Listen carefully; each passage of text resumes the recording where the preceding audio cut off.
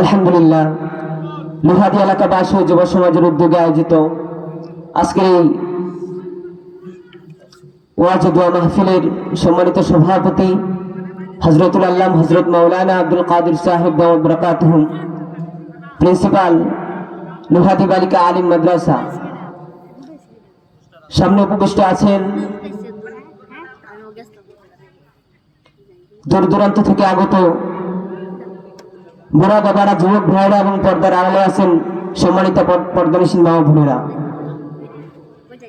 শুরুতেই সে মহান রব্বুল আলামিনের কৃতজ্ঞতা আদায় করছি, যিনি আমাদেরকে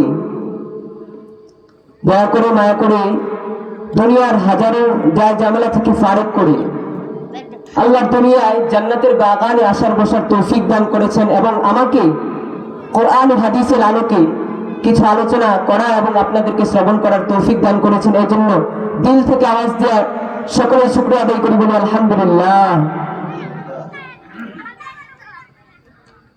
দরুদ পেশ করছি সর্বকালের সর্বশ্রেষ্ঠ মহামানব, মানবতার মুক্তির দিশারি সাইয়্যিদুল মুরসালিন খাতামুন নবিয়্যিন নবিয়ুনা মুহাম্মদুর রাসূলুল্লাহ সাল্লাল্লাহু আলাইহি ওয়াসাল্লামের উপর সকলেই দিল থেকে আওয়াজ দিয়ে জোরে সোরে পড়ে সাল্লাল্লাহু আলাইহি ওয়াসাল্লাম।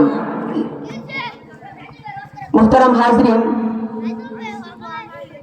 আমরা একটি বরকতপূর্ণ মাহফিলে এসেছি। এটা একটা বরকতপূর্ণ মজমা, যদিও এটা স্কুল মাঠে এখানে গানের কনসার্ট হয়, তখন এটা গুনাহের মজমা হয়, কিন্তু এখন যেটা হচ্ছে এটা অত্যন্ত দামি মজমা। এটাকে বলা হয়েছে জান্নাতের বাগান। রাসূলের হাদিসের মধ্যে আছে, ভাষাটা এমন, আল্লাহ রাসূল বলেন হাফাতহুল মালাইকা, এই মজমাটার চতুর্পার্শ্ব দিয়ে ফেরেশতারা বেষ্টনী দিয়ে রাখে। ওয়ানাজালাত আলাইহিমুস সাকিনা, এই মাহফিলে যারা বসে থাকে এদের উপরে আল্লাহ তাআলার রহমত নাজিল হয়, মনের প্রশান্তি সাকিনা নাজিল হয়। এজন্য এটা বড় দামি মজমা। আরেক হাদিসের মধ্যে আসছে, আল্লাহ রাসূল বলেন যে আল্লাহর দুনিয়ায় আসমান থেকে ফেরেশতারা আসে, আবার যখন এই ফেরেশতারা আসমানে চলে যায় তখন আল্লাহ পাক তাদেরকে জিজ্ঞাসা করেন যে এরে আমার ফেরেশতারা, তোরা আমার বান্দাদেরকে কোন অবস্থায় রেখে আসলি? ফেরেশতারা উত্তর দেয়, ওগো রব্বুল আলামিন, আমরা তোমার বান্দাদেরকে জিকিররত মজমায় রেখে এসেছি। তখন আল্লাহ তাআলা ফেরেশতাদেরকে বলে যে এরে আমার ফেরেশতারা, ওরা যে আমার জিকির করছে, ওরা কি আমাকে দেখেছে? ফেরেশতারা বলে, না ওগো আল্লাহ, ওরা তোমাকে দেখে নাই। ফেরেশতাদেরকে আল্লাহ তাআলা জিজ্ঞাসা করে, ফেরেশতারা রে, ওরা যদি আমি আল্লাহকে দেখতো তাহলে কি করতো? ফেরেশতারা বলে, ওগো আল্লাহ, ওরা যদি তোমাকে দেখতো তাহলে আরো বেশি বেশি জিকির করতো, তোমার জিকিরের মজমায় ওয়াজ মাহফিলগুলোতে বেশি বেশি যাইতো, তোমার কথাগুলো বেশি শুনতো, তোমার স্মরণ বেশি বেশি করতো। এরপরে ফেরেশতাদেরকে আল্লাহ তাআলা জিজ্ঞাসা করে, এরে আমার ফেরেশতারা, এরা কি চায়? আল্লাহ তাআলার কথা মতো ফেরেশতারা জবাব দেয়, এরে আমার ওগো আল্লাহ, ওরা তোমার কাছে জান্নাত চায়। আল্লাহ তাআলা জিজ্ঞাসা করে, ফেরেশতারা রে আমার, ওরা কি জান্নাত দেখেছে? ফেরেশতারা বলেন, না ওগো আল্লাহ, ওরা জান্নাত দেখে নাই। এরপরে কি ওরা জান্নাত চায়? ফেরেশতারা রে, ওরা যদি জান্নাত দেখতো তাহলে কি করতো?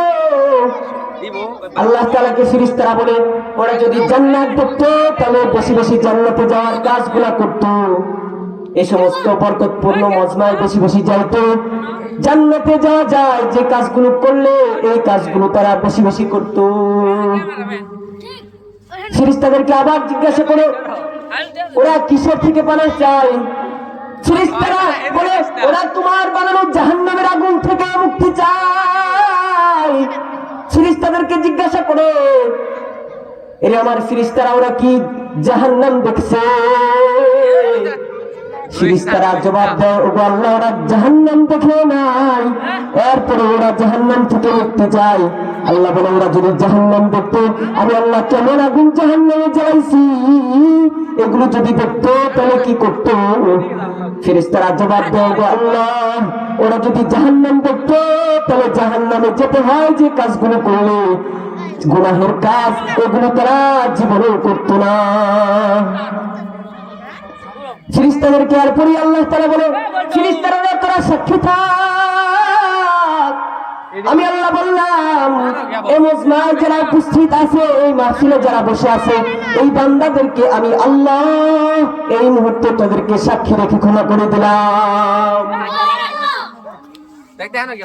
এরপরে ফেরেশতারা বলে, ওগো আল্লাহ, মাহফিলের এক কর্নারে একজন ব্যক্তি আসলো, ও তো তোমার জিকির করার জন্য আসে নাই, ওরে কি তুমি মাফ করে দিলা? আল্লাহ তাআলাকে ফেরেশতারা যখন এই কথা জিজ্ঞাসা করে, আল্লাহ তাআলা বলে, এটা এমন একটা বরকতপূর্ণ মজমা, এটা এত একটা দামি মজমা, এটা যে যে নিয়তে আসুক আমি সবাইকে মাফ করে দেই। মুহতারাম হাজরিন, এই জন্য এই সমস্ত দামি মজমায় আসা দরকার আছে না নাই? মজমা যত দামি তার আদবও তত বেশি। কোরআনের সাথে যার সম্পর্ক হয় তার দামি বেড়ে যায়। যেমন কোরআনের সাথে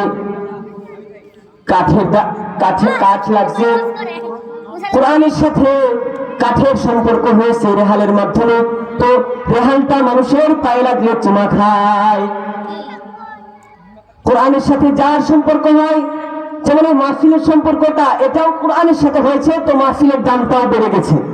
মুহতারাম হাজরিন, এজন্য এই দামি মজমার একটা আদব আছে, এই আদবগুলো রক্ষা করে আমাদেরকে বসতে হবে।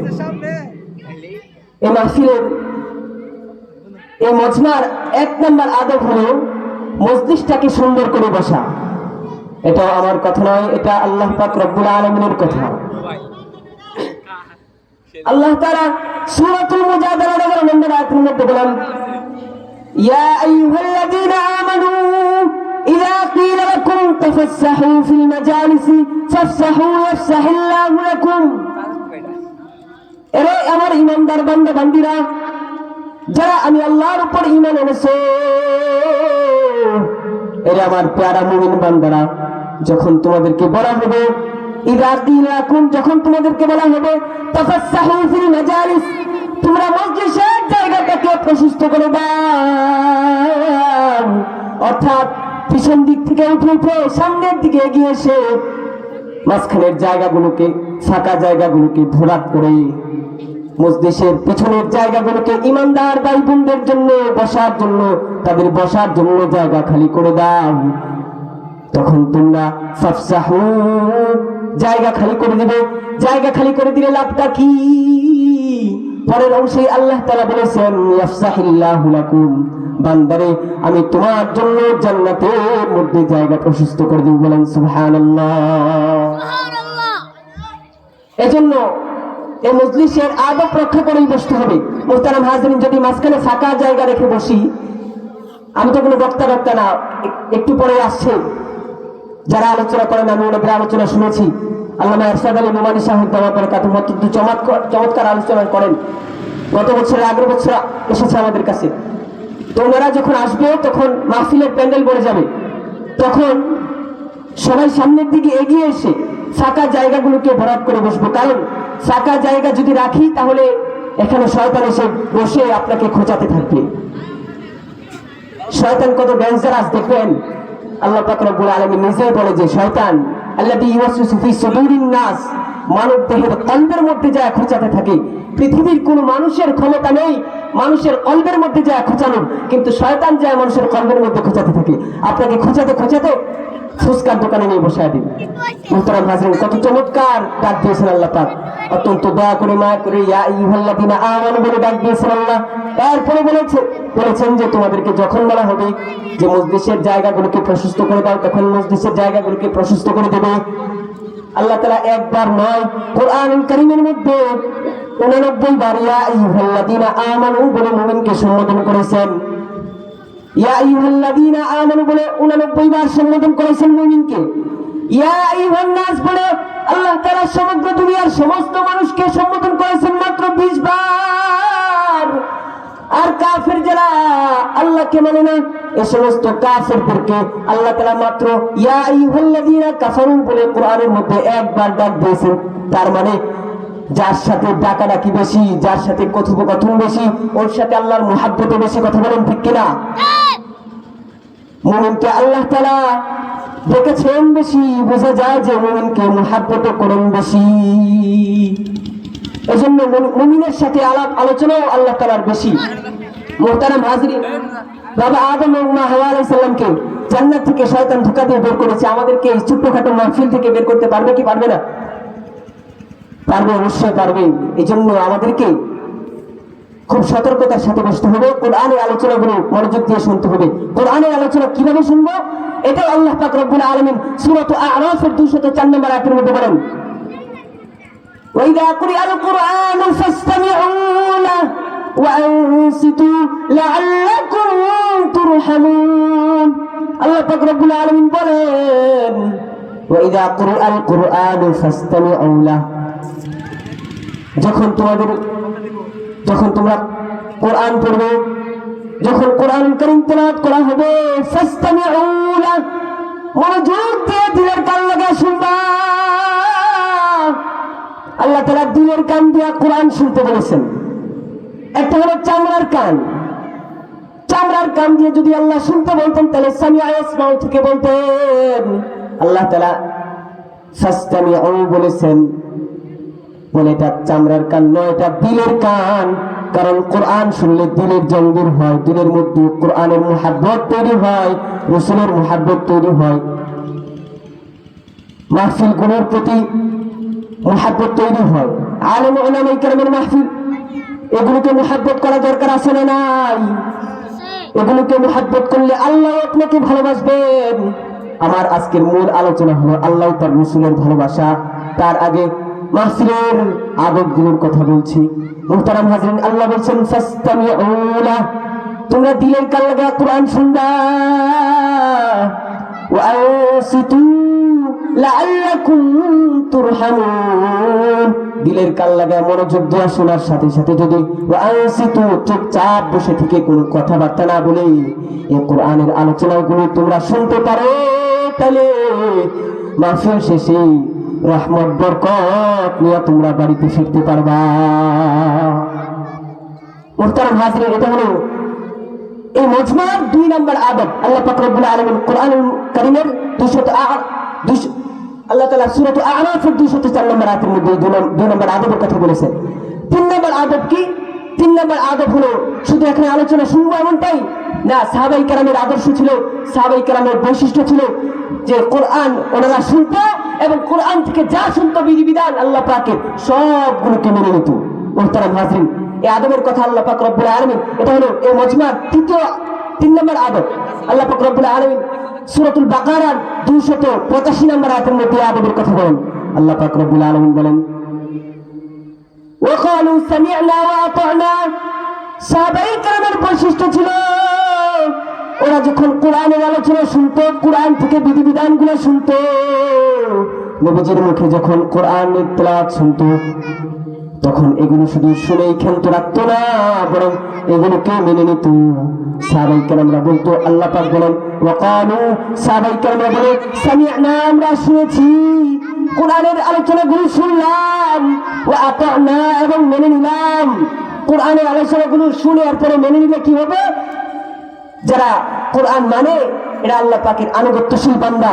আর যারা আল্লাহ পাকের আনুগত্যশীল বান্দা, এদের উপর শয়তান আধিপত্য বিস্তার করতে পারে না। আল্লাহ পাক রব্বুল আলামিন এই সমস্ত আনুগত্যশীল বান্দাদের ব্যাপারে বলেন যে হে শয়তান, এই আমার আনুগত্যশীল বান্দাদের উপরে তোর কোনো আধিপত্য চলবে না। আল্লাহ তাআলা সূরা হিজরের 42 নম্বর আয়াতের মধ্যে বলেন, ইন্না ইবাদি লাইসা লাকা আলাইহিম সুলতানুন, যারা আমার একনিষ্ঠ বান্দা এদের উপর তোর কোনো আধিপত্য চলবে না। তখন শয়তানে বুঝে ফেলে যে এরা তো আল্লাহ পাকের আনুগত্যশীল বান্দা হয়ে গেছে, এদেরকে ধোঁকা দেওয়া যাবে না, কারণ এদেরকে ধোঁকা দিলেই আল্লাহ পাক আমাদেরকে ধরবেন, আর এদেরকেও আল্লাহ পাক আমাদের হাতে ছেড়ে দেবেন না, কারণ এরা আল্লাহ পাকের একনিষ্ঠ মুখলেস বান্দা হয়ে গেছে। তখন শয়তান কি বলে জানেননি? শয়তান বলে, তখন শয়তানও বুঝে ফেলে যে আল্লাহ পাক এই বান্দাদেরকে আমার হাতে ছেড়ে দেবেন না। তখন শয়তান বলে, সূরাতুস সাদের 82 এবং 83 নম্বর আয়াত, আল্লাহ পাক রব্বুল আলামিনকে শয়তান বলে, ফাবিইজ্জাতিকা লাউগিয়ান্নাহুম আজমাঈন। ওগো আল্লাহ তোমার ইজ্জতের শপথ, ওগো আল্লাহ তোমার ইজ্জতের কসম, আমি তোমার সব বান্দাদেরকে পথভ্রষ্ট করব, ইল্লা ইবাদাকা মিনহুমুল মুখলাসিন। তবে তোমার একনিষ্ঠ বান্দা যারা তোমাকে আনুগত্য করে, তোমার রাসূলের আনুগত্য করে, যারা তোমাকে মানে, এই সমস্ত বান্দাদেরকে ব্যতীত এদেরকে শয়তান ছেড়ে দেয়। কারণ আল্লাহ যখন এদের দায়িত্ব নিয়েছেন, তখন শয়তানও বুঝে ফেলে যে এদেরকে আমার হাতে আর আল্লাহ কখনোই ছাড়বেন না। আল্লাহ যাকে ইজ্জত দান করেন, ইজ্জত দিতে চান, মর্যাদা যার বাড়িয়ে দিতে চান, তার দায়িত্ব আল্লাহ নিজে নিয়ে নেন, আর যাকে বেইজ্জতি করতে চান তাকে তার নিজ অবস্থায় ছেড়ে দেন। মুহতারাম হাজিরিন, এজন্য কোরআনের মজমার 3 নম্বর আদব কি? কোরআন থেকে যা আলোচনা শুনবো এগুলোকে মেনে নিতে হবে। মুহতারাম হাজিরিন, এরপরে 4 নম্বর আদব কি? 4 নম্বর আদব হলো আমরা যখন কোরআনের তেলাওয়াত করব, আল্লাহ পাক রব্বুল আলামিন 4 নম্বর আদবের কথা সূরাতুন নাহলের 98 নম্বর আয়াতের মধ্যে বলেন, فإذا قرأت القرآن فاستعذ بالله من الشيطان الرجيم। যখন তোমরা কোরআন পড়বে তখন আউযু বিল্লাহি মিনাশ শাইতানির রাজিম বলে কোরআন পড়বে। আউযু বিল্লাহি মিনাশ শাইতানির রাজিম বলে বিতাড়িত শয়তান, মরদুদ শয়তান থেকে পানাহ চেয়ে নেবে। কারণ কোরআনের তেলাওয়াতের মাধ্যমে আল্লাহ তার বান্দার মাঝে গভীর সম্পর্ক হয়ে যায়। প্রেমিক প্রেমিকা যেমন কথা বলে আর দুনিয়ার কেউ জানে না, যে কোরআনের তেলাওয়াত করে সে আর আল্লাহ কথা বলে, দুনিয়ার আর কেউ জানে না। এই কোরআন পড়ার আগে আউযু বিল্লাহি মিনাশ শাইতানির রাজিম বলে কোরআন শুরু করতে হবে, পড়া শুরু করতে হবে। কারণ আউযু বিল্লাহি মিনাশ শাইতানির রাজিম পড়ে শুরু করলে শয়তান আর আপনাকে ধোঁকা দিতে পারবে না। শয়তান চায় যে বান্দা যেন কোরআন না পড়ে। এটা কাফেররাও চাইতো। কাফেররা আল্লাহ পাক রব্বুল আলামিন বলেন যে কাফেররা বলতো, وقال الذين كفروا لا تسمعوا لهذا القرآن والغوا فيه لعلكم تغلبون। কাফেররা বলতো কোরআন শুনবে না, কোরআন যদি শুনে তাহলে মুসলমানদের সঙ্গে টারবে না, মুসলমানদের সঙ্গে বিজয় অর্জন করতে পারবে না। এজন্য কোরআনের থেকে দূরে থাকো। যেখানে কোরআনের মাহফিল হবে সেখানে হট্টগোল লাগা দাও। কোরআন মানুষকে তেলাওয়াত করতে দিবা না, কোরআনের বিধিবিধানগুলো শুনতে দিবা না।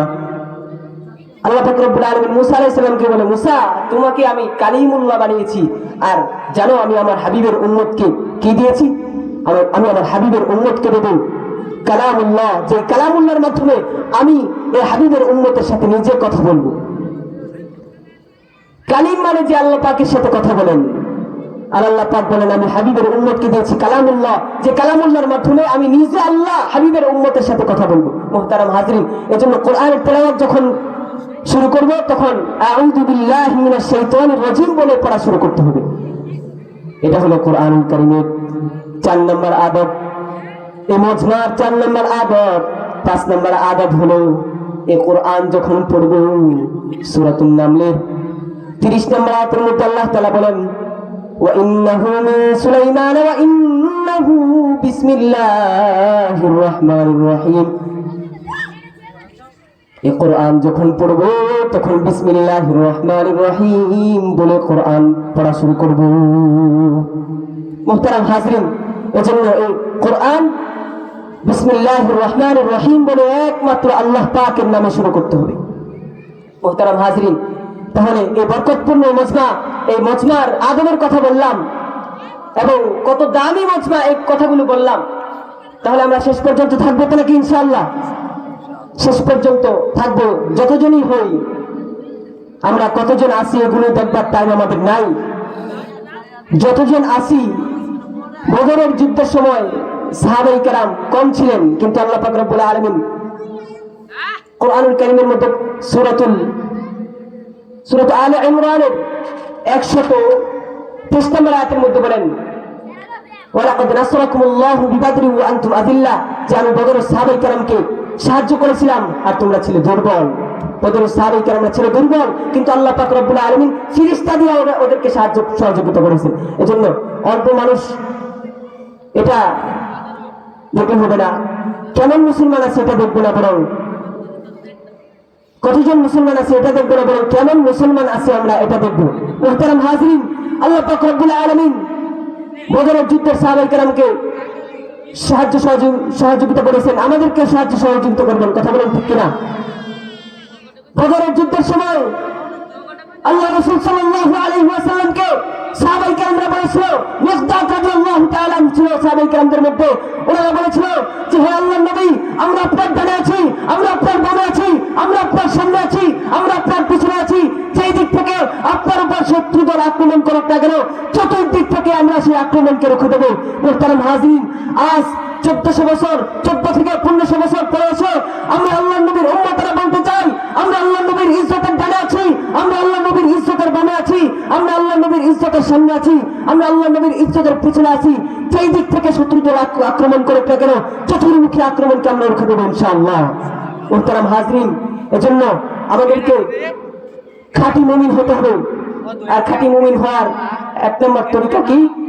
কোরআনের আলোচনা বেশি বেশি শুনতে হবে। কোরআনের আলোচনা শুনলে কি হয়? বলে যে কোরআনের আলোচনা শুনলে ওয়াইদা তুলিয়াত আলাইহিম আয়াতুহু যাদাতহুম ঈমানা, মুমিনদের ঈমান বৃদ্ধি পায় যখন তাদের সামনে কোরআনের তিলাওয়াত করা হয়। এটা আল্লাহর কথা, যখন কোরআনের তিলাওয়াত করা হবে তখন ঈমান বৃদ্ধি পাবে। সাহাবায়ে কেরামের মতো ঈমান আনার কথা আল্লাহ পাক রব্বুল আলামিন বলেছেন, আমিনু কামা আমানান নাস। আল্লাহ পাক রব্বুল আলামিন বলে কেমন ঈমান আনবা? বলে ওই অ্যানালগ জামানার সাহাবায়ে কেরামের মতো ঈমান আনো, যারা যুদ্ধের ময়দানে ভয় পায় নাই, নিজের জীবনকে দিয়ে দিয়েছে এই ঈমানের জন্য। মুহতারাম হাজিরিন, এজন্য কোরআনের মজমা এটা শেষ পর্যন্ত মনোযোগের সাথে এই আলোচনাগুলো শুনবো। তো মুহতারাম হাজিরিন, আমি আমার মূল আলোচনার দিকে যাই, এরপরে যদি সময় পাই তাহলে আরো কোরআন নিয়ে কথা বলবো ইনশাআল্লাহ।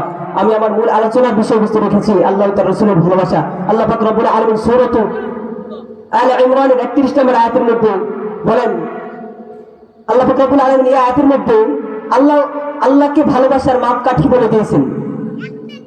কেউ যদি কাউকে ভালোবাসে তাহলে তার লক্ষণাদি দেখে বোঝা যায়। তো আল্লাহ পাককে যদি কেউ ভালোবাসে তাহলে এটারও লক্ষণাদি আছে।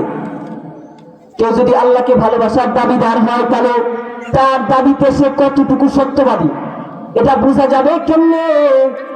তাকে আল্লাহর রাসূলের অনুসরণ অনুকরণের কোষ্ঠী পাথরে যাচাই বাছাই করা হবে যে সে আল্লাহর ভালোবাসায় কতটুকু সত্যবাদী।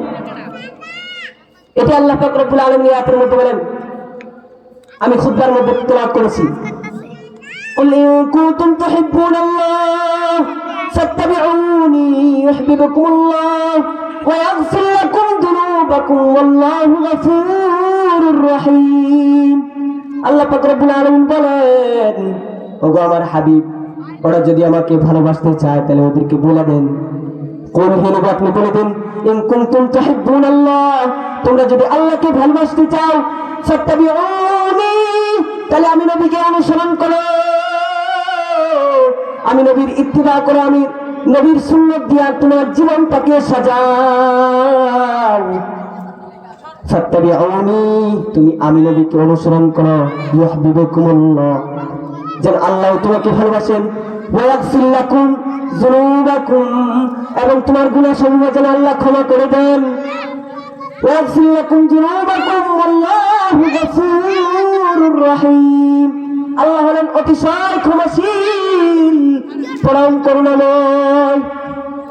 এজন্য আল্লাহ পাক রব্বুল আলামিনকে ভালোবাসতে হলে আমাদের 1 নম্বর কাজ হলো রাসূলের অনুসরণ অনুকরণ করা, অর্থাৎ সুন্নাত দিয়া নিজের জিন্দেগিটাকে সাজানো। 1 নম্বর কাজ হলো আল্লাহ নবী বলেন, ফাত্তাবিউনি, আমাকে অনুসরণ করো। নবীর অনুসরণের মাধ্যমে নিজের জীবন সাজাতে হবে। সাহাবায়ে কেরামরা নিজের জীবনকে সাজিয়েছেন আল্লাহর নবীর অনুসরণ অনুকরণের মাধ্যমে। এজন্য সাহাবায়ে কেরামরা মর্যাদার আসনকে অলঙ্কৃত করতে পেরেছেন। আজ মুসলিম মিল্লাতের অধঃপতনের যতগুলো কারণ আছে এর মধ্যে অন্যতম একটা কারণ হলো সুন্নতে নববীকে পরিত্যাগ করা। আল্লাহ রসুলের সুন্নতকে সাহাবায়ে কেরামরা আঁকড়ে ধরেছিলেন। আল্লাহ নবী বলেন এক হাদিসের মধ্যে, ক্বালা রাসূলুল্লাহ সাল্লাল্লাহু আলাইহি ওয়াসাল্লাম, তারাকতু ফীকুম আমরাইন লা তাদুল্লু মা তামাসসাকতুম বিহিমা কিতাবাল্লাহ ওয়া সুন্নাতি রাসূলি। আমি তোমাদের কাছে দুইটা জিনিস রেখে গেলাম, একটা হলো আল্লাহর কোরআন আর একটা হলো আমি নবীর সুন্নাহ। যে ব্যক্তি এই দুইটা জিনিসকে আঁকড়ে ধরতে পারবে কিয়ামতের আগ পর্যন্ত তাকে কেউ পথভ্রষ্ট করতে পারবে না। এজন্য সুন্নাত দিয়া নিজের জিন্দেগিটাকে সাজানো দরকার, আছে না নাই? মুহতারাম হাজরিন, আল্লাহ রাসূলের সাহাবায়ে কেরামদের ভিতরে সুন্নতের আমল ছিল বেশি। আর আমাদের ছেলেপেলেরা তো আজকে সুন্নত ভুলে গেছে। খাইতে বসলে যে কি সুন্নত এটাও জানে না। খানার ৮ নম্বর সুন্নত হলো খাদ্য দ্রব্য পড়ে গেলে এগুলো উঠিয়ে খাওয়া। আল্লাহ রাসূলের একজন সাহাবী ছিলেন, সাহাবীটার নাম হলো হুযায়ফা ইবনে ইয়ামান রাদিয়াল্লাহু তাআলা আনহু। এই হুযায়ফা ইবনে ইয়ামান রাদিয়াল্লাহু তাআলা আনহু যখন পারস্যের সম্রাট কিসরার বিরুদ্ধে আক্রমণ পরিচালনা করার জন্য পারস্যে পৌঁছলেন, পারস্যে পৌঁছার পরে এই হুযায়ফা ইবনে ইয়ামান রাদিয়াল্লাহু তাআলা আনহুকে পারস্যের সম্রাট ডাকলেন যে আসো আমার রাজ দরবারে আসো, তোমার সাথে আলোচনা হবে। উনি রাজ দরবারে উপস্থিত হলেন। ওনার সামনে কিসরা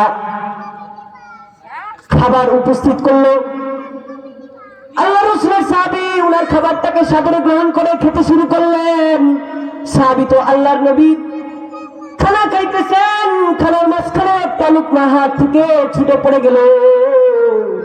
পতিত হওয়া লুকমাটাকে উঠানোর জন্য যখন আল্লাহর নবীর সাহাবীটা হাত বাড়ায় দিল, পাশে বসে এক ব্যক্তি বলতেছে, এ হুযায়ফা কি করতেছো তুমি? পৃথিবীর পরাশক্তি কিসরার দরবারে তুমি, এখানে অনেক গণ্যমান্য ব্যক্তিবর্গ আছে, এখানে যদি তুমি পতিত হওয়া খাবারটাকে তোলার জন্য হাত বাড়ায় দাও, এখানেও যদি তুমি নবীর সুন্নতের উপর আমল করতে চাও তাহলে তোমার প্রেস্টিজ থাকবে না, তোমার মানহানি হবে।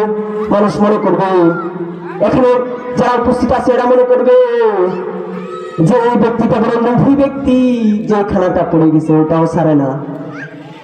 কিন্তু সাহাবী তো আল্লাহর নবীর সুন্নাত পরিত্যাগ করা এটা কখনোই সাহাবীদের পক্ষে সম্ভব নয়। ওরা নিজের জীবন দিয়ে হলেও সুন্নাতকে ধরে রাখতেন। সাহাবায়ে কেরামরা যুদ্ধের ময়দানে যখন মিসওয়াকের সুন্নাত আদায় করতে শুরু করলেন, তখন কাফেররা দেখলো যে বড় বড় তরবারি তারা ধার করতেছে, আমাদেরকে জবাই করবে। ওরা যুদ্ধের ময়দানে আল্লাহর নবীর সুন্নাত ছাড়ে না। আর পরাশক্তি কিসরার দরবারে যে আল্লাহর নবীর সুন্নাত ছাড়বে না, এটা কখনোই হতে পারে না। আল্লাহ রাসূলের সাহাবী হুযায়ফা ইবনে ইয়ামান রাদিয়াল্লাহু তাআলা আনহু স্পষ্ট পরিষ্কার জানিয়ে দিলেন যে রাজদরবারের উপস্থিত জনতা, তোমরা শুনে রাখো যে আমি আল্লাহর নবীর একজন সাহাবী, আমি এই মুহূর্তে স্পষ্ট পরিষ্কার বলে দিলাম এই সমস্ত আহম্মকদের কারণে আমি আল্লাহর নবীর সুন্নাত কখনোই পরিত্যাগ করতে পারবো না। মুহতারাম হাজরিন, বলিষ্ঠ কণ্ঠে এই কথা এই রাজদরবারে যারা উপস্থিত ছিল সবাইকে জানিয়ে দিলেন।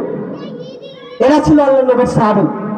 রাজদরবারে আছে নাকি যুদ্ধের ময়দানে আছে এগুলো পরোয়া করার টাইম ওনাদের নাই। ওনারা আল্লাহর নবীর সুন্নাতকে পরিত্যাগ করেনি। মুহতারাম হাজরিন, এজন্য আমাদেরকে সুন্নাতের উপর আমল করতে হবে। আমি আয়াত পড়েছিলাম যখন ইন কুনতুম তুহিব্বুনাল্লাহ ফাত্তাবিউনি ইউহিব্বুকুমুল্লাহু ওয়া ইয়াগফির লাকুম যুনুবাকুম ওয়াল্লাহু গফুরুর রহিম।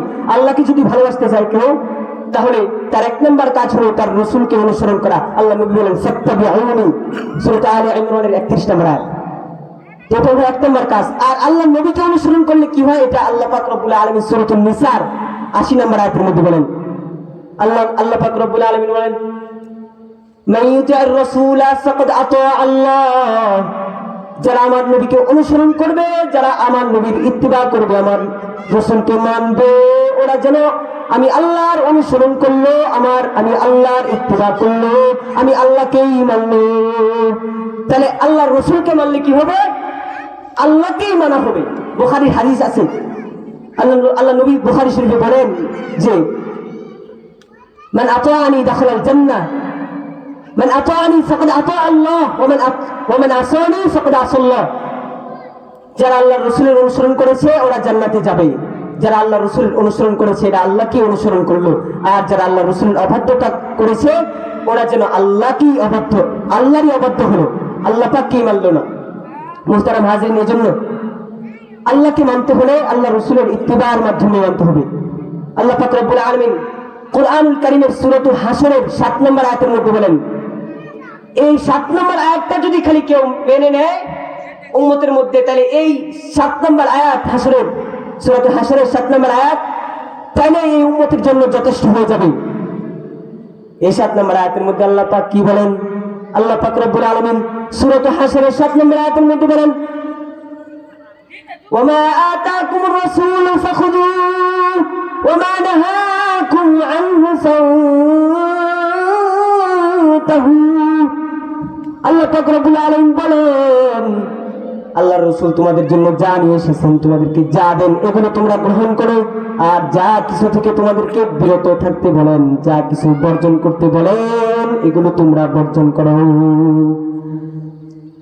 এই আয়াতটা যদি খালি কেউ মেনে নেয় তাহলে এটাই তার নাজাতের জন্য যথেষ্ট হবে। মুহতারাম হাজির, আল্লাহর রাসূলের মাধ্যমেই তো আল্লাহ পাক সমস্ত বিধিবিধানগুলা দুনিয়ার জমিনে দিয়েছেন, কথা বলেন ঠিক কিনা? তাহলে আল্লাহর রাসূলের দেয়া জিনিসগুলো যদি আমরা গ্রহণ করি তাহলে আল্লাহ পাকের কোরআনের বিধিবিধানগুলো আমাদেরকে গ্রহণ করতে হয়। যেমন আল্লাহ পাক কোরআনুল কারীমের মধ্যে চুরি করলে কি শাস্তি, জিনা করলে কি শাস্তি, এগুলো বলে দিয়েছেন যে বিবাহিত নারী পুরুষ জিনা করলে রজম মেরে হত্যা করো, পাথর মেরে হত্যা করো, আর যদি বিবাহিত না হয় তাহলে এদেরকে 100 বেত্রাঘাত করো, এরপরে চুরি করলে কি করো, হাত কেটে দাও। এই সমস্ত বিধিবিধানগুলো আল্লাহ রাসূলের মাধ্যমেই তো আল্লাহ পাক আমাদেরকে দিয়েছেন, কথা বলেন ঠিক কিনা? এজন্য এই আয়াত যদি কেউ মেনে নেয় যে ওমা আতাকুমুর রাসূলু ফাখুযুহু, তোমাদেরকে রাসূল যা দেন, যা বিধিবিধান দেন, যা আদেশ করেন এগুলো তোমরা পালন করো, আর যেগুলো থেকে বিরত থাকতে বলেন ওমা নাহাকুম আনহু ফান্তাহু, এগুলোকে তোমরা ছেড়ে দাও, এগুলো থেকে বিরত থাকো, এই কাজগুলো তোমরা করো না, গুনাহের কাছে দাঁড়াও যেও না। মুহতারাম হাজিরিন, এই আয়াতটা আমাদেরকে মানতে হবে। মুহতারাম হাজিরিন, রাসূলের ভালোবাসা যদি আমাদের অন্তরে থাকে তাহলে এগুলো মানা আমাদের জন্য সহজ হবে, কথা বলেন ঠিক কিনা? মুহতারাম হাজিরিন, আল্লাহ পাক রব্বুল আলামিন আল্লাহ পাকের ভালোবাসার মাপকাঠি বলে দিয়েছেন রাসূলের ইত্তিবায়ের মাধ্যমে। আল্লাহ তার রাসূলের ভালোবাসা যারা অন্তরে থাকে, আল্লাহ রাসূলকে যারা ভালোবাসে এরা আল্লাহ নবীর সাথে তাদের হাসর নাসর হবে। যেমন বুখারীর এক হাদিসের মধ্যে আসছে, আনাস রাদিয়াল্লাহু তাআলা থেকে বর্ণনা করেন যে আল্লাহ রাসূলের কাছে একজন ব্যক্তি আসলো, আয়েশা বলে, ওগো আল্লাহর নবী, মাতাসা, কিয়ামত কখন হবে? আল্লাহ রাসূল তার জবাবটার সাথে সাথে না দিয়ে বললেন, সাহাবীরে, কিয়ামত কখন হবে তা জিজ্ঞাসা না করে বরং কিয়ামতের জন্য তুমি কি প্রস্তুত করেছো এটা আমাকে বলো। সাহাবী বললেন, ওগো আল্লাহর নবী, আমি তেমন বেশি নামাজ পড়তে পারি না, তেমন বেশি রোজা রাখতে পারি না, তেমন বেশি জিকির আজকার করতে পারি না, তেমন বেশি সদকা করতে পারি না, দান খয়রাত করতে পারি না গো আল্লাহর নবী, কিন্তু গো আল্লাহর নবী, আমি আল্লাহ তার রাসূলকে আমার জানের চেয়ে বেশি ভালোবাসি। আল্লাহ রাসূলের এই কথা শুনে আল্লাহ নবী, সাহাবীর এই কথা শুনে আল্লাহ নবী বললেন, সাহাবীরে, তুমি যদি তোমার কথায় সত্যবাদী হও আর এটাই যদি হয় তোমার দিলের কথা, তাহলে আমার কথা শোনো। আল্লাহ রাসূল সাল্লাল্লাহু আলাইহি ওয়াসাল্লাম তখন বললেন, সাহাবীরা শোনো, আমি তোমাকে বললাম, আল মারউ মা'a মান আহাব্বা, যে যাকে ভালোবাসবে সে কিয়ামতের ময়দানে তার সাথেই থাকবে। এজন্য রাসূলকে যদি ভালোবাসতে পারেন তাহলে লাভটা কি? বলে রাসূলের সাথে জান্নাতে থাকা যাবে, রাসূলের সাথে আপনার হাসর নাসর হবে। আমি খুতবার মধ্যে একটা হাদিস পড়েছি আপনাদের সামনে, আবু হুরায়রা রাদিয়াল্লাহু তাআলা থেকে বর্ণিত হাদিস, বুখারী শরীফের ৭২৮০ নম্বর হাদিস। আল্লাহ রাসূলের হাদিসে আল্লাহ নবী বলেন, কুল্লু উম্মতি ইয়াদখুলুনাল জান্নাতা ইল্লা মান আবা, কিলা ওয়া মান আবা, ক্বালা মান আতা'আনি দাখালাল জান্নাতা ওয়া মান আসানি ফাকাদ আবা। আল্লাহ রাসূল বলেন আমার সব উম্মত জান্নাতে যাবে, কুল্লু উম্মতি ইয়াদখুলুনাল জান্নাতা, আমার সব উম্মত জান্নাতে যাবে ইল্লা মান আবা, তবে যারা আমাকে অস্বীকার করেছে এরা ব্যতীত। অস্বীকার করেছে কারা? এদের ব্যাপারে আবার জিজ্ঞেস করছেন, কিল্লা মান আবা, জিজ্ঞাসা করা হলো কারা অস্বীকার করেছে? আল্লাহ নবী তখন বলেন ক্বালা, আল্লাহ নবী বলেন মান আতানি দাখালাল জান্নাত, যারা আমার ইতাআত করেছে, আমার রাসূলের সুন্নাত, আমি নবীর সুন্নাতের উপর আমল করেছে, মান আতানি দাখালাল জান্নাত, ওরা জান্নাতে যাবে। ওয়া মান আসানি, আর যারা অবাধ্য হয়েছে আমার, এরাই হলো আবা। ওয়া মান আসানি ফাকাদ আবা, অর্থাৎ আমাকে আমার অবাধ্য হয়ে তারা যেন জান্নাতে যেতেই অস্বীকার করেছে। এজন্য অবাধ্য হওয়া যাবে না, আল্লাহ নবীর সুন্নতের উপর আমল করতে হবে। সুন্নতের রং দিয়া আল্লাহ নবীর স্টাইলটা যদি আপনার গায়ে এসে যায় তাহলে জাহান্নামও আপনাকে জ্বালাতে পারবে না। আল্লাহ নবীর একটা স্টাইল আমাদেরকে জান্নাতে নিয়ে যেতে পারে, কথা বলেন ঠিক কিনা? মুহতারাম হাজরিনের জন্য সুন্নতের উপর আমল করতে হবে। মুহতারাম হাজরিন, সাহাবায়ে কেরামের ভিতরে কেমন সুন্নত ছিল, সুন্নতের উপর আমল কেমন ছিল সাহাবায়ে কেরামের? তারা নবীকে কেমন ভালোবাসতো? নবীকে যদি পরিপূর্ণরূপে ভালোবাসা না যায় তাহলে সে প্রকৃত মুমিন হতে পারবে না। এটা আল্লাহ পাক রব্বুল আল্লাহ রাসূল সাল্লাল্লাহু আলাইহি সাল্লাম বুখারী শরীফের 14-15 নম্বর হাদিসের মধ্যে বলেছেন, আন আনাস রাদিয়াল্লাহু তাআলা আনহু قال قال رسول الله صلى الله عليه وسلم لا يؤمن أحدكم حتى أكون أحب إليه من والده وولده والناس أجمعين। আল্লাহর রাসূল বলেন লা ইউমিনু আহাদুকুম, কেউ প্রকৃত মুমিন ততক্ষণ পর্যন্ত হবে না, হাত্তা আকুনা আহাব্বা ইলাইহি মিন ওয়ালিদিহি ওয়া ওয়ালাদিহি, তার পিতামাতা, তার সন্তান সন্ততি, ওয়ান নাসি আজমাইন, এবং দুনিয়ার যা কিছু আছে সকল কিছু থেকে আমি নবীকে বেশি ভালো না বাসবে ততক্ষণ পর্যন্ত সে প্রকৃত মুমিন হতে পারবে না। তাহলে প্রকৃত মুমিন হতে হলে আল্লাহর রাসূলকে সবচাইতে বেশি ভালোবাসতে হবে। আল্লাহ পাক রব্বুল আলামিন কুরআনুল কারীমের সূরা আহজাবের 6 নম্বর আয়াতের মধ্যে বলেন যে মুমিনরা আল্লাহকে কেমন ভালোবাসে, এই কথা আল্লাহ পাক রব্বুল আলামিন সূরা আহজাবের 6 নম্বর আয়াতের মধ্যে বলেন আন-নাবিয়্যু আওলা বিল মুমিনিনা মিন আনফুসিহিম, মুমিনরা তাদের জানের চাইতে বেশি আল্লাহকে ভালোবাসে, মুমিনরা তাদের জানের চাইতে বেশি আল্লাহর নবীকে ভালোবাসে। আন-নাবিয়্যু আওলা বিল মুমিনিনা মিন আনফুসিহিম, মুমিনদের কাছে নবী হলেন তাদের জানের চাইতে বেশি প্রিয়। মুমিনরা আল্লাহকে জানের চাইতে বেশি ভালোবাসেন, একথা আল্লাহ পাক রব্বুল আলামিন কুরআন কারীমের সূরা আহজাবের 6 নম্বর আয়াতের মধ্যে বলেন। একদিন ওমর ফারুক রাদিয়াল্লাহু তাআলা আনহু আল্লাহর নবীর পাশে বসে আছেন, আল্লাহর নবী ওমরের হাতটা ধরে বসে আছে। এই মুহূর্তে ওমর রাদিয়াল্লাহু তাআলা আনহু আল্লাহর নবীকে বললেন, ওগো নবী, আমি দুনিয়ার সকল কিছু থেকে আমি আপনি নবীকে বেশি ভালোবাসি, এতে কোনো সন্দেহ নাই। দুনিয়ার যা কিছু আছে, আমার মাতা পিতা, আমার সন্তান সন্ততি, আমার জায়গা জমি, আমার দেশের মানুষগুলা, আমার সহায় সম্পত্তি, আমার ব্যবসা বাণিজ্য, সব কিছু থেকে বেশি আপনি নবীকে ভালোবাসি, এতে কোনো সন্দেহ নাই।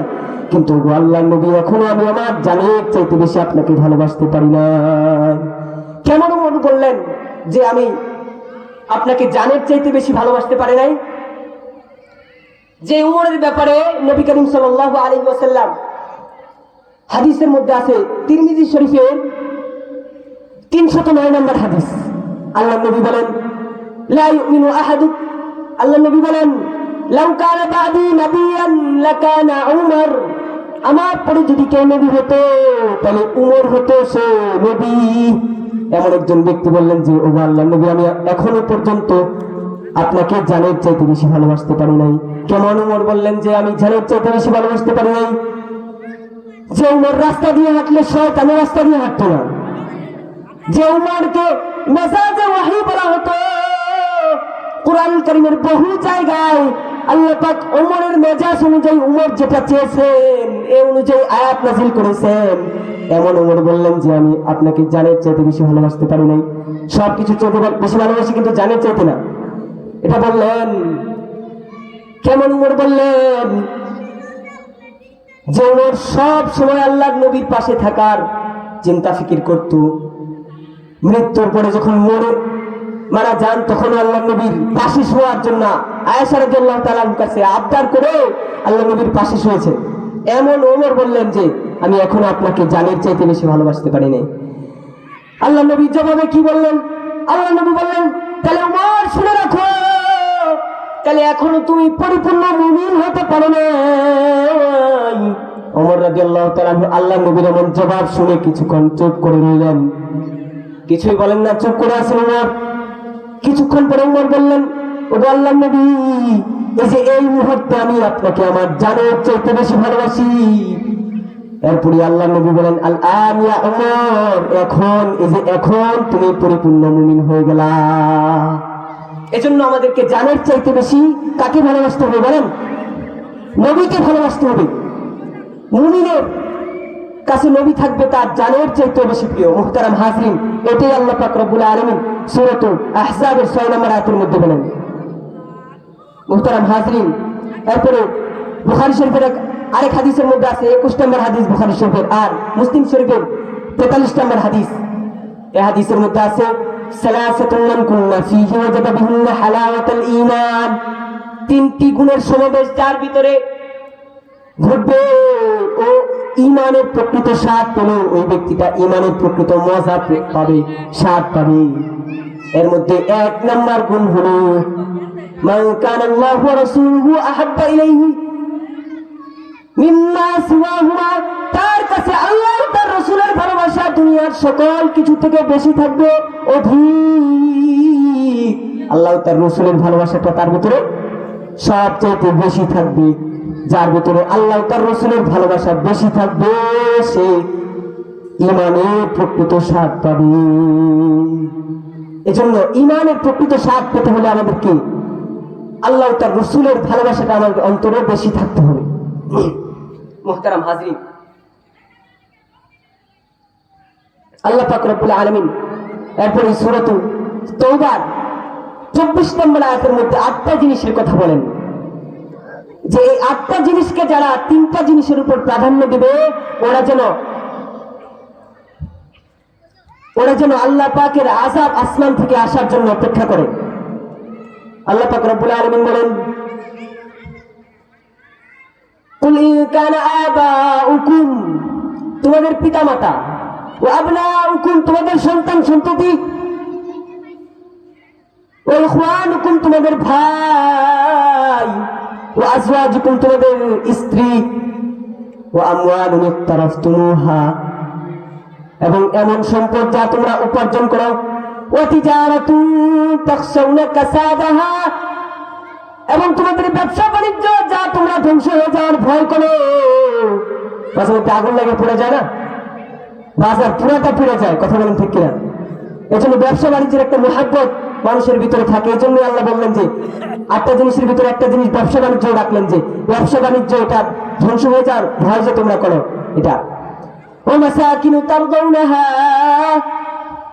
এবং তোমাদের বাড়ি ঘর বসবাসের জায়গা যাকে তোমরা ভালোবাসো, আহাব্বা ইলাইকুম মিনাল্লাহি ওয়া রাসূলিহি ওয়া জিহাদিন ফি সাবিলিহি, এই জিনিসগুলোকে যদি তোমরা, এই 3টা জিনিস আল্লাহর ভালোবাসা, তার রাসূলের ভালোবাসা এবং তার পথে জিহাদ করা, এই 3টা জিনিস থেকে বেশি যদি এই 8টা জিনিসকে প্রাধান্য দাও, 8টা জিনিসকে বেশি ভালোবাসো, তাহলে অপেক্ষা করো, আল্লাহ পাকের আযাব তোমাদের কাছে আসমান থেকে আসবে।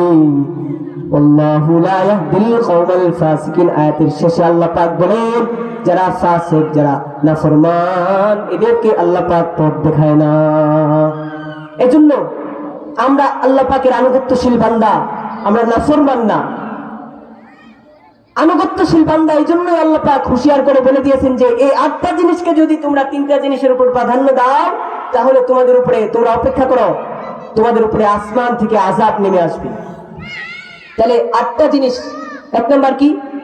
পিতামাতা, 2 নম্বর সন্তান সন্ততি, 3 নম্বর ভাই, 4 নম্বর স্ত্রী, 5 নম্বর উপার্জিত সম্পদ যা আমরা উপার্জন করি সকাল থেকে নিয়ে সন্ধ্যা পর্যন্ত মাথার গাম পায়ে ফেলে যে সম্পদ উপার্জন করি, এটার মহাব্বত মানুষের ভিতরে থাকে। কিন্তু এজন্য এই জিনিসটার কথা বললেন যে 5 নম্বর হলো যে সম্পদ আমরা উপার্জন করি। 6 নম্বর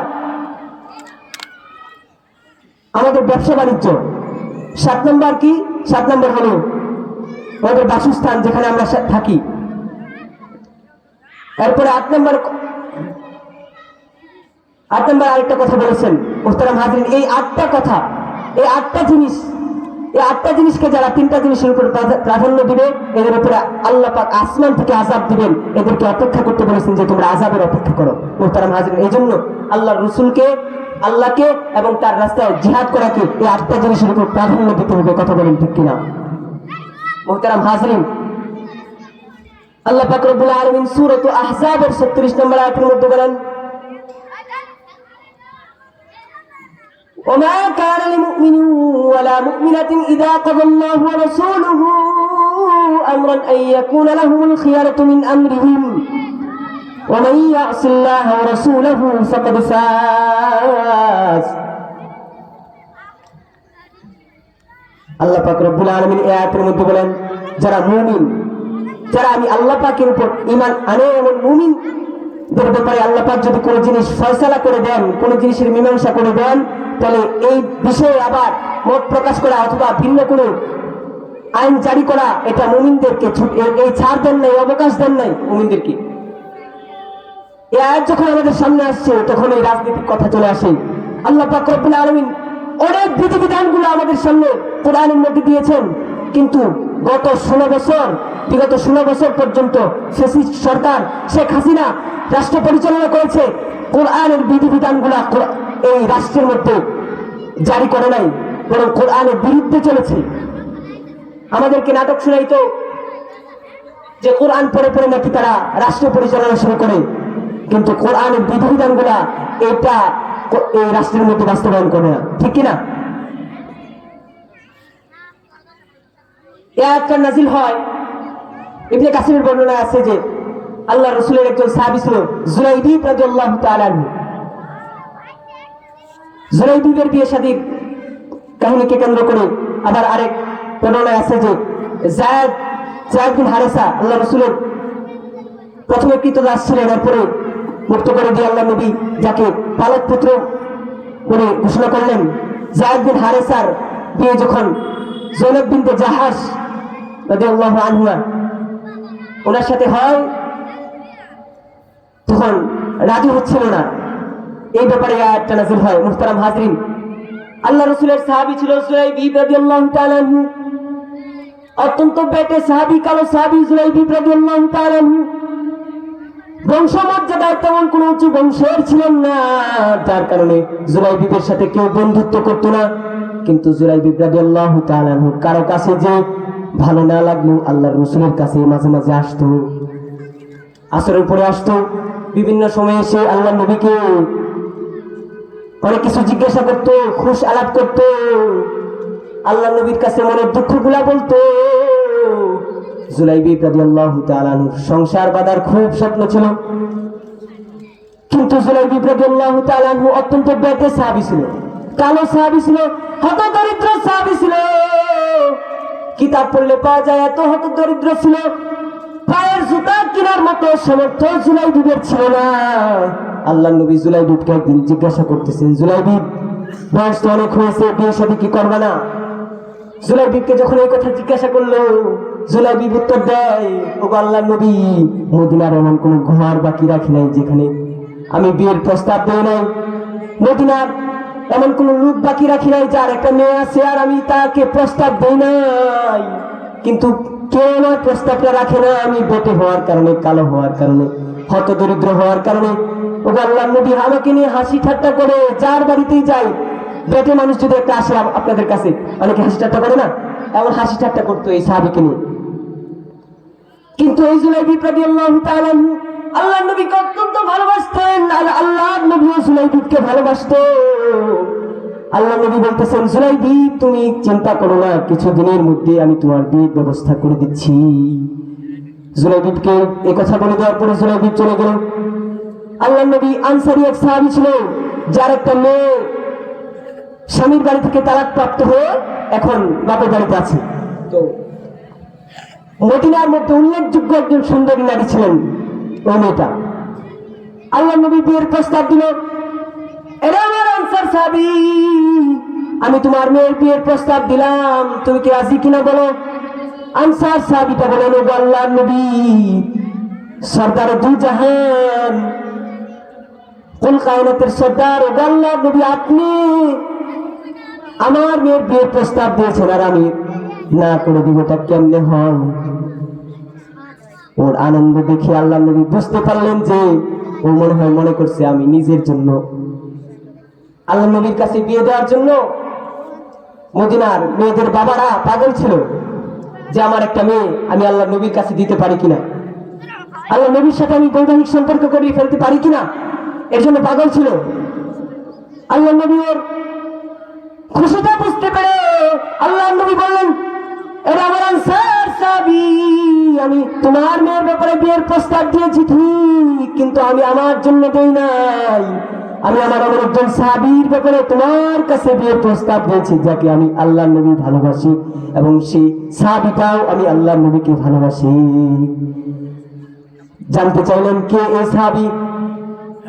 আনসার সাহাবীকে জবাব দেয় আল্লাহ নবী, আমার সাহাবীটার নাম হলো জুলাইবিব, তোমরাও তাকে চিনো, তোমাদের বাড়িতে এসে যায়, তাকে নিয়ে তোমরা হাসি ঠাট্টা করো, হাসুজ্জ্বল চেহারা মানুষ, যদিও কালো মানুষ, খুব হাসি খুশি থাকতে চায়, কিন্তু তোমরা তাকে বন্ধু বানাও না, জন্য হাসি খুশি থাকতে পারে না। আমি নবীর কাছে এসে দুঃখগুলা বলে, এই জন্য আমি নবী তার বিয়ের ব্যবস্থা করে দিচ্ছি, তুমি কি তোমার মেয়েরে দিবা।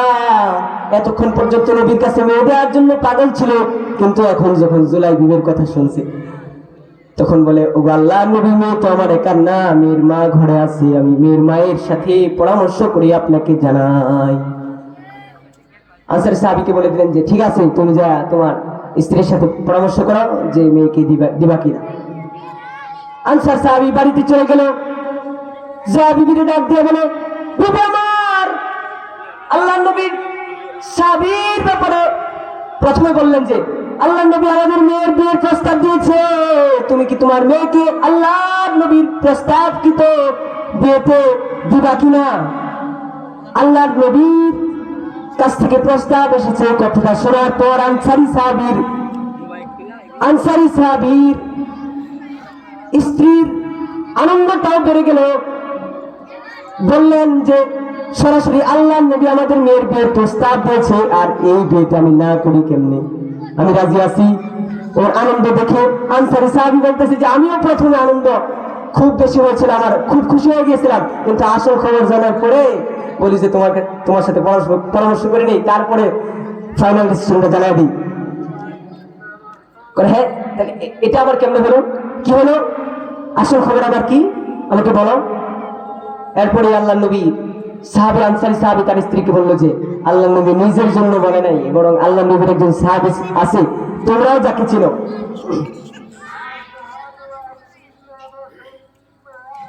মুহতারাম হাজরিন, যে তোমরাও তাকে চিনো, সে আমাদের বাড়িতে আসে হাসি ঠাট্টা করে, আমরাও তাকে নিয়ে মজা করি। কে এসে বলে যে জুলাইবিব অত্যন্ত বেটে সাহাবী, কালো সাহাবী, হতদরিদ্র সাহাবী। এই কথা শোনার পরে আনসারী সাহাবীর স্ত্রী বলল যে এই আমার স্বামী সারা জিন্দগি যদি আমার বাড়িতে আমার মেয়ে থাকে, এরপরেও তো আমি আমার মেয়েকে আমার একজন কালো সাহাবী, পেটে সাহাবী, খাটো সাহাবী, হতদরিদ্র সাহাবীর কাছে দেবো না। তুমি আল্লাহর নবীকে যা জানায় দাও, আমাদের মেয়েকে এই সাহাবী জুলাইবিবের কাছে কখনোই দিব না। এই কথাগুলো পর্দার আড়াল থেকে জুলাইবিবের প্রস্তাব যে মেয়ের ব্যাপারে হচ্ছিল, এই মেয়েটা শুনতেছে। মেয়েটা পর্দা সরায়া মা বাবার সামনে এসে বলতেছে, বাবা, কার ব্যাপারে আল্লাহ নবী প্রস্তাব দিয়েছে। বাবা বলে, তোমার ব্যাপারে আল্লাহ নবী প্রস্তাব দিয়েছে। কার সাথে বাবা? বলে জুলাইবিবের সাথে, যাকে তোমরা হাসি ঠাট্টা করো। আল্লাহ নবীর এই প্রস্তাবের কথা শুনে মেয়েটা বললো, ওগো বাবা, জুলাইবিবের সাথে দিল নাকি কার সাথে দিল, এটা কেমনে চিন্তা করো, যেখানে আল্লাহ নবী নিজে বিয়ের প্রস্তাব দিচ্ছে সেখানে তোমরা না করে দাও কেমনে? যেখানে আল্লাহ নবী বিয়ের প্রস্তাব দিচ্ছে, সেখানে তোমরা রাজি না থাকলেও আমি এই বিয়েতে রাজি আছি। এখন এই মুহূর্তে যা তোমরা আল্লাহ নবীকে জানিয়ে দাও যে আমি পাত্রী হিসাবে এই বিয়েতে রাজি আছি। মুহতারাম হাজিরিন, সঙ্গে সঙ্গে আল্লাহ পাক এই আয়াত নাযিল করে জানিয়ে দিলেন, ওমা কানা লিল মুমিনি ওয়ালা মুমিনাতিন ইযা কাদাল্লাহু ওয়া রাসূলুহু আমরান আন ইয়াকুনা লাহুমুল খিয়ারাতু মিন আমরিহি। যে মুমিন মুমিনাতের ব্যাপারে আল্লাহ পাক এবং আল্লাহ রাসূল যদি কোনো বিষয়ের মীমাংসা করে দেন, ফয়সালা করে দেন, তাহলে এতে নিজের মত প্রকাশ করার কোনো অনুমতি থাকে না, অবকাশ থাকে না। মুহতারাম হাজিরিন, মুমিনরা আল্লাহ পাকের ফয়সালাকে মেনে নেয়। মুহতারাম হাজিরিন, আমার আলোচনার সময় শেষ।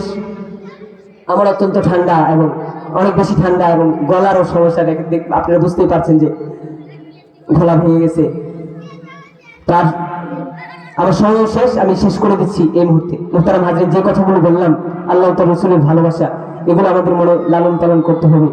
আল্লাহ এবং তার রসুলকে আমাদের জানের চাইতে বেশি ভালোবাসতে হবে। মুমিনের ব্যাপারে কি বলছেন? সূরা আহজাবের 6 নম্বর আয়াতে বলেন, আল নবী আউলা বিল মুমিনিনা মিন আনফুসিহিম, যে মুমিনদের কাছে নবী হলেন তাদের জানের চাইতেও বেশি প্রিয়। মুহতারাম হাজিরিন, আল্লাহ পাক রব্বুল আলামিন আমাদের সবাইকে আল্লাহ নবীকে জানের চাইতে বেশি ভালোবাসার তৌফিক দান করুন। সবাই বলেন আমিন। ওয়া আখিরু দাওয়ানা আলহামদুলিল্লাহ।